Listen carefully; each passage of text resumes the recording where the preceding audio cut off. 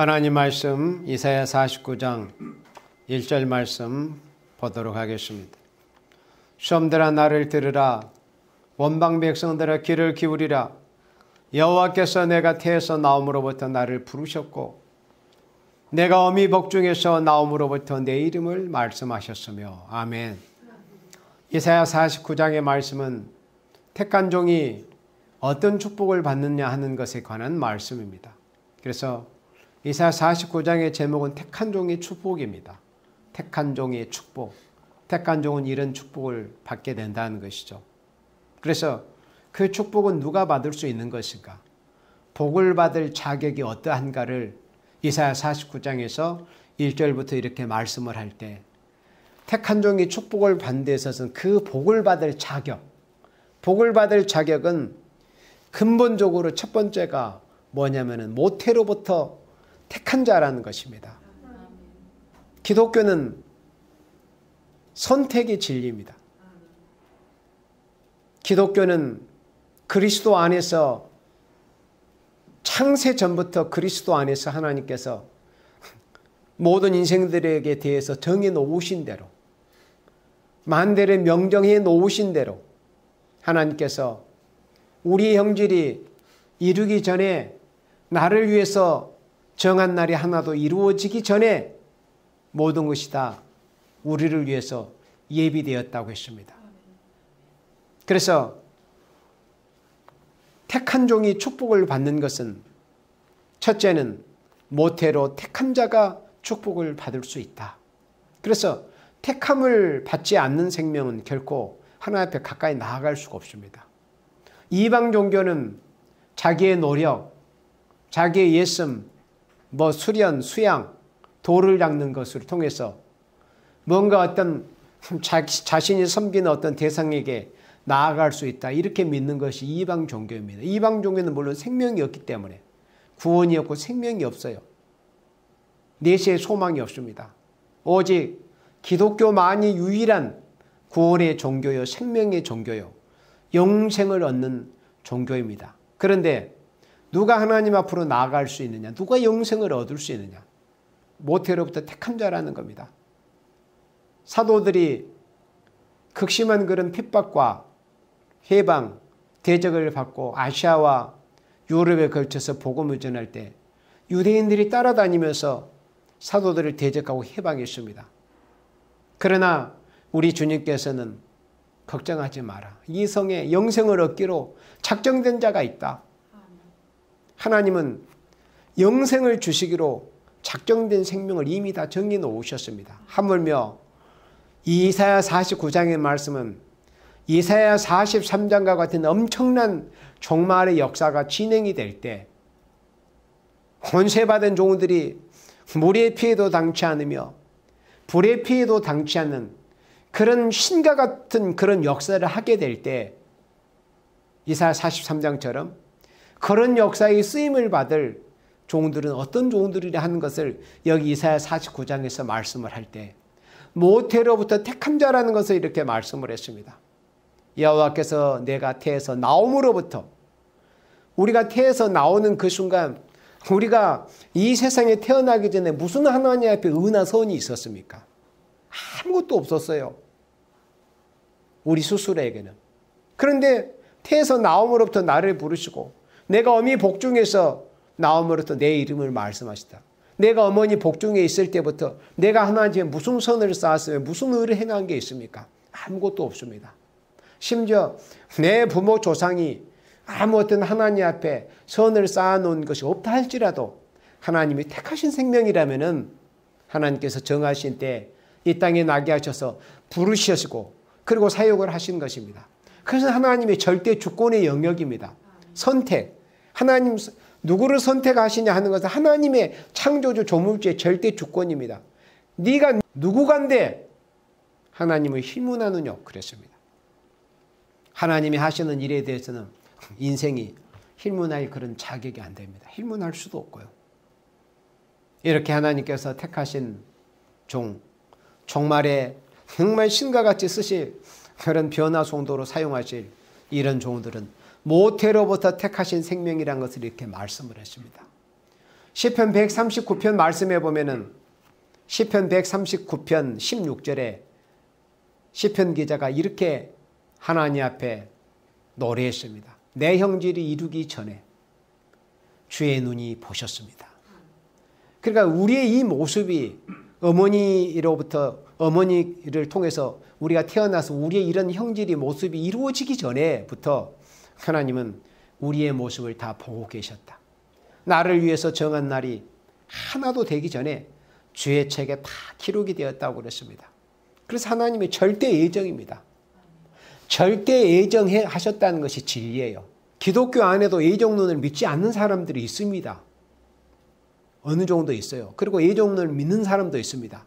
그런데 저처럼 예정론을 믿게 된 사람은 하나님을 만나고 성경 말씀을 읽고 하나님을 만나서 하나님이 나에게 역사해 주신 그 은혜를 가만히 한번 뒤안길을 뒤돌아보면 도저히 내 스스로는 하나님을 찾을 수 없었고 내 의로는 하나님께 가까이 갈 수 없었고 내 어떤 선행으로 하나님께 이룰 수 없었는데 이거는 전적으로 하나님의 은혜인 것뿐이었다. 내 스스로 인간의 힘으로는 절대 불가한 일이었다. 그건 불가항력의 일이다.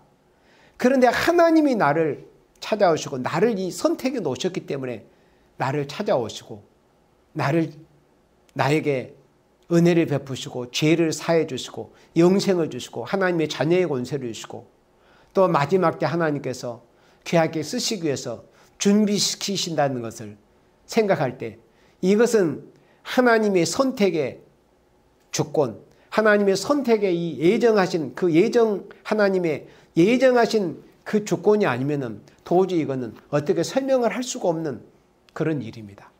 하나님께서 나를 택해 놓으신 그 선택의 진리. 그러니까 하나님을 만난 사람은 예정론이 믿어져요. 하나님을 만난 사람은 진짜로 하나님을 만난 사람, 하나님이 어떤 분이신지 알게 되면 하나님이 나를 예정을 해 놓으셨구나. 내 스스로는 도저히 하나님 앞에 스스로 이룰 수 없는 인간이었는데 존재인 나는 그저 죄인인 것뿐이었는데 하나님이 나를 선택해 놓으셨기 때문에 정하신 때에 부르셔가지고 나로 예수님을 믿게 하시고 하나님의 자녀가 되게 하셨구나. 그 하나님의 예정론이 믿어지는 겁니다. 중생을 받고 정말 인격적으로 예수님을 만난 사람은 하나님의 예정하심이 믿어지게 되는 거예요. 그래서 혹시라도 예정론이 믿어지지 않는 사람은 물론 차이가 있지만은 좀 더 깊이 하나님의 그 사랑과 그 하나님의 섭리, 그 역사에 깊이 들어가면 들어갈수록 이것은 하나님의 예정이 아니면 어떻게 설명할 수 없게 된다 하는 그런 결론을 아마 얻게 될 겁니다. 그래서 하나님께서 택하신 종에게 이런 축복을 주신 데는 그 복을 받을 자격의 첫 번째는 모태로부터 택하신 생명이라는 것을 이렇게 말씀을 했습니다. 태중에 어머니 배에서 있을 때부터 에서와 야곱을 보세요. 에서와 야곱이 태어나기 전에 그 어머니 리브가의 태중에 있을 때 무슨 에서와 야곱이 하나님 앞에 선을 행하고 의를 행한 적이 있습니까? 그러나 어머니 뱃속에 있을 때부터 서로 갈라져 가지고 야곱과 에서가 서로 싸웠습니다. 그리고 하나님께서 에서와 야곱 태어나기 전부터 큰 자가 작은 자를 섬길 것이다. 그러니까 형인 에서가 걔는 야곱을 섬기게 될 거다. 야곱이 작은 자지만 실제 하나님의 쓰임을 받을 것이다. 복을 받을 그런 민족이 될 것이다 하는 것을 하나님이 다 정해 놓으셨습니다. 그래서 복을 받을 수 있는 자격이라는 것은 우리 인간의 무엇으로 되는 게 아니고 모태로부터 선택함을 받은 생명이어야만이 복을 받을 수 있다.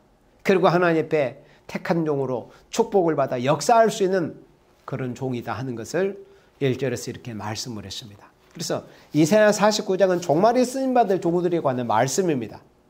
49장은 시련 가운데 인정을 받고 나오는 종이 어떤 축복을 받을 것을 49장에서는 말씀을 했어요. 은혜시대 12사도와 또 십자가 부활을 증가하는 그런 종들을 말씀한 게 아니고 이사야 43장과 같이 정말 물도 당치 못하는 그런 신과 같은 그런 역사를 하게 될 종들이 바로 이사야 49장 말씀같이 이런 축복을 받게 될 것을 말씀을 했습니다. 인간 종말에 환난과 재앙의 날의 말씀을 전할 종들, 마지막 때 환난과 재앙의 날에 말씀을 증거할 종들은 이런 축복을 받게 될 것을 말씀을 한 겁니다. 그러니까 세계적인 역사를 할 종들이죠. 그리고 2절에 내 입을 날카로운 칼같이 만드시고 나를 그 손그늘에 숨기시며 나로 마강한 살을 만드사 그 전통에 감추시고. 자, 택한 종이 받을 축복을 말씀할 때 그 복을 받을 자격의 두 번째가 2절에서 말씀할 때 입으로 날카로운 칼같이 말씀을 전하는 자여야 한다는 거예요. 복을 받을 수 있는 자격이라고 하는 것은 말씀을 칼같이 내 입을 날카로운 칼같이 만드셨다고 그랬어요. 그래서 택하신 종을 정말에 물도 불도 당치 못하는 그런 신과 같은 역사의 신처럼 쓰시기 위해서는 하나님께서 모태로부터 택하신 종, 창세전부터 그리스도 안에서 택하신 생명, 영원한 때부터 택하신 생명을 하나님께서 정하신 때 부르셔가지고, 그리고 이제 그 다음 단계는 입을 날카로운 칼같이 만드신다고 그랬습니다. 아무나 축복을 받을 수 있는 것이 아니라 입으로, 이 입술로 날카로운 칼같이 말씀을 전할 수 있는 그런 종이 돼야만이 정말의 축복을 받을 수 있다는 겁니다. 택한 종으로서 축복을 받을 수 있는 것은 말씀을 칼같이 증거할 수 있는 종이 돼야 된다. 말씀이 예리한 양날선 검처럼 또 빛이 반짝반짝 나는 마강한 살과 같이 그렇게 하나님께서 이 택한 종을 만들어서 쓰신다는 겁니다. 우리는 지금 이 마지막 때 축복을 받을 생명들이라면은 이런 2절과 같은 이런 과정이 있어야 됩니다. 우리의 입술을 날카로운 칼같이 만드시는 이런 과정. 칼이라는 게 단숨에 만들어지는 게 아니잖아요. 풀무간에 대장장이가 쇠붙이를 넣어가지고 거기서 불을 벌겋게 달굽니다. 그래서 그 달구어진 쇠를 냅니다. 그래서 매질을 계속합니다. 매질을 수십 번, 수백 번, 수천 번을 합니다. 그래서 담금질을 해요. 다시 또 물에 담궜다, 불에 담궜다. 계속 강도가 강해지도록. 그렇게 해서 강한 강도를 가지고서 어떤 그 다른 것을 베거나 깨트릴 때 그 칼이 강도가 강하고 날카롭고 예리하기 때문에 그 대상을 베어버리고 깨트릴 수가 있는 겁니다. 그와 같이 하나님께서도 정말의 축복받을 종은 이와 같이 입술을 마치 날카로운 칼과 같이 만든다는 거. 그러니까 말씀을 바로 첫째는 바로 증거할 수 있도록 말씀을 가하고 가감이 없이 말씀을 가감없이 증거할 수 있도록 입술을 칼같이 만드시고 그리고 학자같이 증거할 수 있도록 입술을 학자같이 만드시는 거예요. 그리고 하나님의 말씀을 증거하는데 그 말씀이 생명력이 있어야죠. 권세가 있어야죠.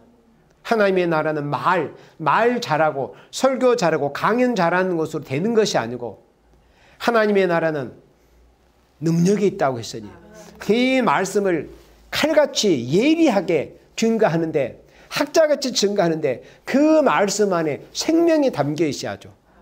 그리고 그 아버지의 심정, 그 주님의 사랑, 아버지의 그 심정, 사랑이 담겨 있어야죠. 그 말씀에 생명이 담겨 있어야죠. 그 말씀에 대적을 분쇄해버릴 수 있는, 대적을 깨트려버릴 수 있는 권세가 담겨 있어야 돼요.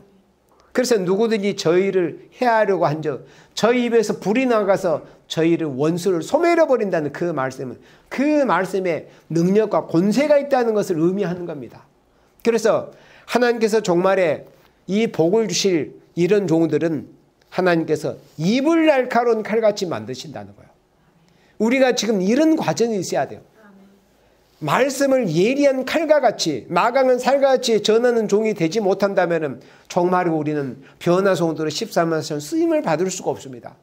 지금도 여러 생명들이 마치 이런 사람이 된 것이냐 그렇게 스스로 자랑하고 어떤 사람을 추천하고 광고하고 이런 사람들이 있잖아요. 그러나 아직 멀었어요. 왜? 하나님의 말씀을 날카로운 칼같이 말씀을 칼같이 전해버리면 이 원수를 단칼에 베어버릴 수 있습니다. 원수의 숨통을 끊어버릴 수가 있는 겁니다.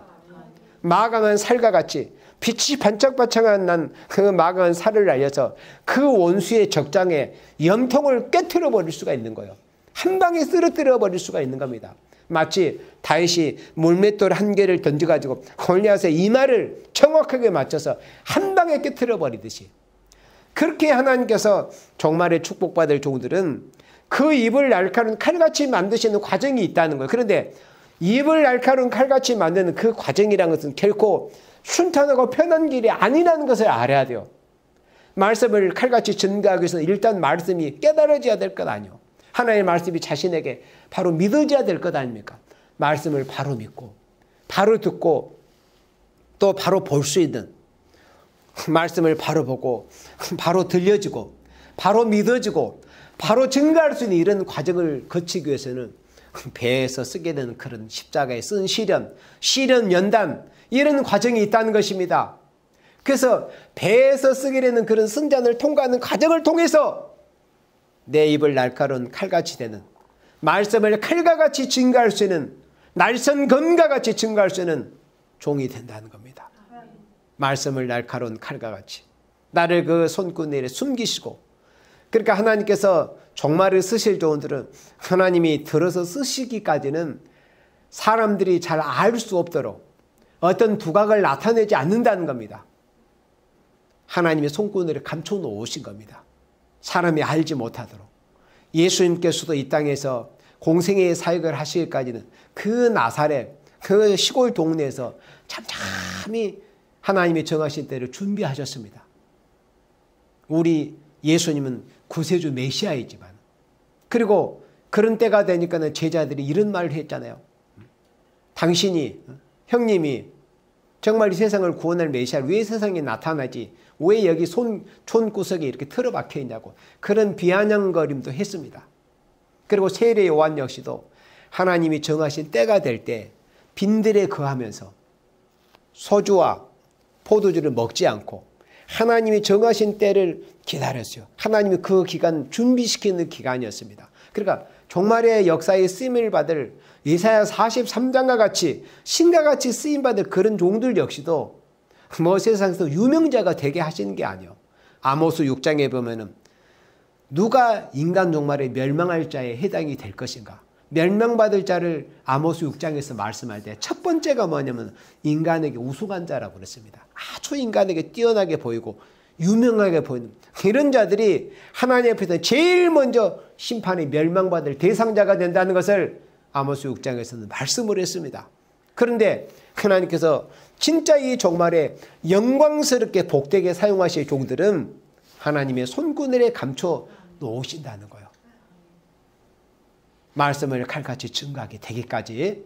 그래서 우리는 말씀을 칼같이 전할 수 있는 종이 되기 위해서 우리가 부단히 하나님의 말씀을 읽고 듣고 또 지켜나가는 이런 훈련이 필요합니다. 그런 과정을 통해서 이제 이사야 49장 2절 말씀처럼 우리의 입이 날카로운 칼같이 증거가 되는 겁니다. 말씀을 칼같이, 또 마강한 살과 같이 이런 과정을 거쳐서 하나님의 손에 쓰임을 받아서 그 말세 변화송도 사명자 권세종으로 그렇게 역사하게 된다는 것입니다. 가장 복된 사람은 입술에 실수가 없는 사람이라고 야고보 성경에 말씀했죠. 입술에 실수가 없는 자면 자기 몸도 온 몸도 굴리 씌운다. 그래 입에 의해서 자기 몸이 이렇게 되기도 하고 저렇게 되기도 한다는 거. 입술의 범죄 때문에 온 몸이 병들기도 하고, 입술에 바른 말을 통해서 입술에 감사하는 말과 입술에 바른 말을 통해서 온 몸이 잘 되기도 하고, 그러니까 그 입의 말로 그 사람의 온 몸을 굴리 씌운다. 그 몸에 영향이 있다는 겁니다. 그거 확실합니다. 사람은 그 사람의 입의 말을 통해서 그 사람의 인격과 그 사람의 내면을 들여다볼 수 있는 거잖아요. 그러니까 가장 복된 사람은 말씀에, 그러니까 입술에 실수가 없고, 이사야 선지자가 하나님 앞에 대선지자로 쓰임을 받은 그 첫 번째 과정에서 하나님의 영광의 보좌를 뵀을 때 자신은 입술이 부족한 것을 깨닫고 나는 이제 죽었습니다. 내가 입술로 범죄했고 입술이 부족한 자로서 내가 하나님을 배웠으니 나는 이제 망하게 되었습니다. 죽게 되었습니다. 자기 입술의 죄를 깨닫고 부족을 깨달을 때 하나님께서 불쌍히 보시고 그 입술을 정결케 하고 네 죄가 사해졌다고 그렇게 말씀을 했습니다. 그러니 우리는 입술에 실수가 없어야 되고, 가장 복된 사람은 입술에 실수가 없는 것은 기본이고 말씀을 조금도 혼선이 없이 전할 수 있는 사람. 그러니까 말씀을 가하거나 감하지 않고, 말씀 가감한다는 의미가 뭐냐면은 하나님의 말씀을 바른 의미를 전달한다는 이런 의미입니다. 그 의미도 잘못하면은 그 말씀을 가감한다는 의미를 잘못 해석해 버리면은 그냥 성경 본문 문자 텍스트만 읽고 읽어야 돼요. 태초에 하나님이 천지를 창조하시니라. 그러면 그게 말씀을 가감하는 것이 가감 안 하는 게 아니다 이 뜻입니다. 하나님의 말씀을 가감하지 않는다는 뜻은 하나님의 말씀의 의미를 바로 전달한다는 의미예요. 하나님의 말씀의 의미를 여기서 의미하는 것이 이런 말씀인데 그런 의미를 가하거나 빼버리면 안 된다 이런 뜻입니다. 그래서 하나님의 말씀을 가감하지 않을 수 있는 그런 단계까지 이르러야 된다는 거죠. 가장 복된 사람은 말씀을 조금도 혼선이 되지 않도록 전해가지고 요한계시록 22장 18절 19절 말씀에 이 예언된 말씀에서 가해버리면은 재앙을 그 사람의 그 자에게 더해버릴 것이고 또 이 예언된 말씀에서 제하해버리면 생명나무의 그 과실을 하나님께서 따먹지 못하도록 빼버린다는 거예요. 그러니까 그만큼 말씀을 가감하는 것이 두렵고 무서운 일이고 말씀을 가감하면 자신이 하나님 앞에 심판을 받는 것은 물론이거니와 그 자신이 전하는 것을 듣는 그 대상들 역시도 하나님의 진노를 받게 하는 그런 원인 제공자가 되는 거예요. 그러니 말씀을 가감하는 것이 얼마나 큰 죄입니까? 그래서 말씀을 가감하지 않고 말씀을 칼과 같이 예리하게 조금도 흐트림이 없이 틀어짐이 없이 바로 증거할 수 있는 이런 사람, 이런 종이 복을 받을 수 있는 종이다. 축복받을 수 있는 종이다 하는 것을 말씀을 했는데 택하신 종들은 있잖아요. 택한 종은 다 이런 종들이 되게 하나님이 인도하시는 이런 과정이었습니다. 이런 과정, 이런 종이 된다는 것은 그렇게 쉽고 편한 그런 길에서 이렇게 이루어지는 것이 아니라고 그랬어요. 세부치가 그 예리하고 강도가 강한 그 날카로운 칼이 되기 위해서는 여러 번 수십 번의 그런 당금질을 반복을 하고 또 수십 번, 수백 번, 수천 번의 매질을 당해야 그와 같이 강도가 강한 예리한 칼이 되어지는 것처럼 하나님 앞에 복을 받을 종들도 그런 시련과 연단의 과정을 통해서 입을 날카로운 칼같이 만들어지는 이런 일이 있고 마가간 살같이 만들어지는 이런 일이 있다는 것을 말씀을 했습니다. 그래서 가장 복 있는 사람을 예수님께서 말씀하실 때 마태복음 24장 44절로 45절에서 충성되고 지혜 있는 종이 되어 그 주인에게 그 집 사람을 맡아서 때를 따라서 양식을 나눠주는 자가 복이 있다고 말씀을 했습니다. 그래서 복 있는 사람은 때에 따라서 양식을 나눠주는 종이다.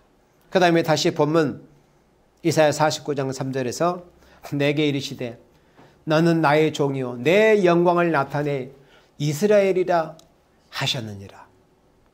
자, 택한 종의 축복에 있어서 복을 받을 자격의 세 번째는 뭐냐면은 영광을 나타낼 일을 한 자다.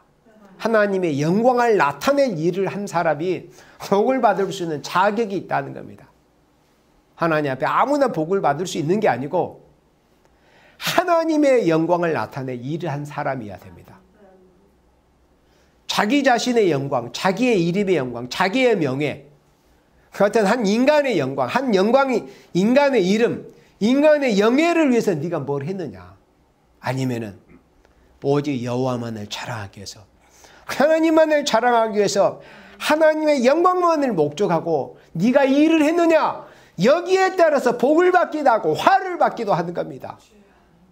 오늘날 얼마나 많은 사람들이 인물을 우상하고 인간의 이름의 영예를 위해서 인간의 명예를 위해서 사람을 자랑하고 사람의 영광을 위해서 그렇게 힘을 쓰고 있는 사람들이 얼마나 많아. 대부분이 그런 사람입니다. 지구에서 사는 사람들은. 그러나 인간 종말에 복을 받을 사람들은 어떤 사람들이냐 하는 것을 말씀할 때 하나님의 영광을 나타내 일을 한 종, 하나님의 영광을 나타내 일을 한 이런 생명이 돼야만이 하나님의 축복받을 생명이라는 것을 말씀을 했습니다. 내게 이르시되 너는 나의 종이요 내 영광을 나타낼 이스라엘이라 하셨느니라. 하나님 당신의 영광을 나타내 이스라엘이라고 하는 거예요. 하나님 당신의 영광을 나타내. 그래서 우리가 이 세상에 태어난 목적이 그겁니다. 태어난 근본적인 목적이 뭐예요? 하나님의 영광을 위해서 하나님의 영광을 위해서 살라는 그 역사적인 사명을 두고 우리 인생들은 모두가 다 태어났는데, 그러나 모두가 다 그렇게 살지를 못하기 때문에 모두가 다 그런 축복을 받을 수는 없습니다. 그러나 축복받을 종, 축복받을 생명들은 그 인생의 본분, 하나님의 영광을 나타낼 일을 하게 된다는 겁니다. 4절에 그러나 나는 말하기를 내가 헛되이 수고하였으며 무익히 공연히 내 힘을 다했다 하였도다. 정령이 나의 신혼이 여호와께 있고 나의 보응이 나의 하나님께 있느니라. 하나님의 영광을 나타낼 일을 하는 이런 종들은 사람이 볼 때 헛수고처럼 보인다는 것이죠. 무익히 보인다는 것이죠. 하나님의 영광을 목적하고 죄를 부응케 하기 위해서 하나님의 나라 건설을 위해서 하나님이 원하시는 일을 섬기고 하나님의 뜻을 이루기 위해서 섬기고 힘쓰는 그런 과정에서는 사람의 시각으로 볼 때는 저 사람 참 수년 수십 년 헛수고하고 있는 것이고 있구나. 아무런 열매 없는 저런 짓만 수년째 하고 있구나. 이렇게 보일 수밖에 없는 그런 환경에 놓여 있고 그런 환경을 통과한다는 거죠. 사람이 볼 때는. 그러나 그 일은 하나님만 아시는, 그래서 그 결과 그 과정의 끝이 하나님의 영광을 나타내는 일인데, 인생들이 하나님을 아는 지식이 없고 믿음이 없다 보니까는 마치 사람들이 볼 때는 헛수고처럼 여기고, 또 자신의 말씀이 어떤 확실한 이 지식과 말씀이 확증이 없으면 자기가 그런 일을 하면서도 이거 내가 괜히 헛수고하고 있는 거 아니야? 이렇게 생각할 정도의 그런 환경까지 들어가게 된다는 겁니다. 하나님의 영광을 나타내 일을 하는 자들은. 그러나 그런 가운데서도 그런 환경, 사람이 볼 때 공연히 헛수고한 것처럼 보이는 그런 과정에서도 하나님 앞에서 원망하거나 불평하거나 낙심하지 않고 어떤 사람에게 듣고자 하는 칭찬을 목적하지 않고, 인간이 볼 때는 억울함과 실패를 당했지만 그런 과정에서는 낙심하지 않고 끝까지 여호와만을 앙망하고 나가는 이런 종들, 그런 종들이 하나님의 영광을 나타내게 되는 겁니다. 그런 종들이 하나님께 축복을 받을 종들이다 하는 말씀입니다. 그 다음 5절에 나는 여호와 보시기에 존귀한 자라. 나의 하나님이 나의 힘이 되시도다. 하나님의 축복받을 종은 하나님 보시기에 존귀한 종들입니다. 나의 하나님이 나의 힘이 되셨도다. 다시 야곱을 자기에게로 돌아오게 하시며 이스라엘을 자기에게로 모이게 하시려고 나를 태에서 나옴으로부터 자기 종을 삼으신 여호와께서 말씀하시느니라. 하나님 보시기에, 여호와 보시기에 존귀한 자입니다. 복을 받을 사람은, 택한 종으로서 하나님 앞에 복을 받을 수 있는 사람은 여호와 보시기에 존귀한 사람. 그럼 왜 여호와 보시기에 존귀한 사람이겠어요? 아까 여기 4절에서 우리가 본 것처럼 사람이 볼 때는 헛수고처럼 보이고 무익히 공연히 헛수고를 하는 것처럼 보여요. 왜? 사람들의 눈으로 볼 때는 눈앞에 가시적인 열매가, 유형적인 열매가 일단 없거든요. 그러니까 무익히 공연히 헛수고하는 것처럼 보입니다. 그렇지만은 하나님의 신실한 이 언약의 약속의 무지개 같은 이 약속의 말씀을 굳게 붙들고 하나님의 정하신 때를 향해서 잠잠히 하나님의 손권들의 순비가 돼서 준비하고 시련 가운데 여호와를 바라보고 나아가는 이런 종이 되면은 여호와 보시기에 존귀한 그런 종이 된다. 아무나 여호와 보시기에 존귀한 사람이겠어요. 극심한 그런 시련과 연단과 어려운 가운데서도 그래도 마음이 조금 더 변치 않고 낙심하지 않고 여호와를 바라보는 종, 이런 종들이 여호와 보시기에 존귀한 자라 이겁니다. 이런 종들이 정말의 복을 받을 종들이라는 거야. 축복을 받을 종들이다. 그래서 여호와께서 보시기에 존귀한 자라는 것은 시련 가운데 인정받고, 인정이라는 것은 편안할 때 받는 게 인정이 아니에요. 세상의 이치가 그렇잖아요. 어떤 직장에서 모든 환경이 구비되고 인력은 넘치고 모든 장비가 모든 게 잘해가지고 그렇게 하면은 그거는 그런 환경에서 당연한 거지. 오히려 못하면은 책망받으지. 그런데 도저히 사람이 볼 때는 인력도 없고 어떤 장비도 없고 뭐 재원도 불충분하고 아주 환경도 열악하고 그런 가운데 어떤 사람이 어떤 성과를 일궈내면은 사람들의 칭송을 받잖아요. 마치 하나님의 종들, 하나님의 사람들이 그런 겁니다. 사람이 볼 때는 힘이 더 열악한 환경, 어려운 가운데서 그래도 하나님만을 바라봤다는 거예요. 낙심하지 않고 원망하지 않고 약속의 말씀 한 구절 굳게 붙들고, 그러니까 하나님 보시기에 존귀한 자라 그겁니다. 모두가 갈 수 있는 길, 모두가 할 수 있는 일, 그런 환경에서 했다면 그 사람은 존귀한 사람이 아닙니다. 그냥 일반적인 사람인 것뿐입니다. 그러나 아무도 갈 수 없는 길, 아무도 가려고 하지 않는 길, 아무나 할 수 없는 일, 그런 가운데서 여호와만을 바라보고 하나님의 능력만 의지하고 나아갔기 때문에 여호와께서 보시기에 존귀한 자라는 겁니다. 이런 종들이 하나님의 축복받을 종들이다 하는 말씀입니다. 그래서 이 마지막 시대에 쓰임을 받을 이 변화 성도는 육체가 죽는 순교자가 아닙니다. 육체가 죽는 순교자가 아니라 그 순교자의 영혼들이 하나님 앞에 우리의 핏값을 신원해 주지 아니하시기를 어느 때까지 하시렵니까? 이렇게 문의했을 때 조금만 참아라, 기다리라. 너의 동무종들도 너희처럼 죽임을 받아 그 수가 차기까지 하라. 그 말씀은 육체가 죽어버리면 어떻게 역사를 합니까? 육체가 죽어서 흙으로 돌아간 자는 살아나서 역사하는 게 아니라니까요. 그냥 부활해서 영광을 누리기 위해서 부활을 하는 거지, 살아나서 무슨 일하고 역사하려고 부활하는 게 아니에요. 그렇게 믿고 있는 사람들 다 잘못 믿는 사람들입니다. 변화 성도는 육체가 죽어버린 것이 아니고 살아있으면서 산순교적인 생활에서 영계가 높아지고 말씀이 밝아지고 말씀이 날카로운 칼과 같이 그리고 예리해지고 그리고 인격이 완전해진 그런 자로서 이제 원수를 무찌르고 굴복시키는 역사를 하는 이런 종들이 바로 변화 성도입니다. 육체가 살아있어가지고 사나이께 쓰임받은 이런 종들입니다.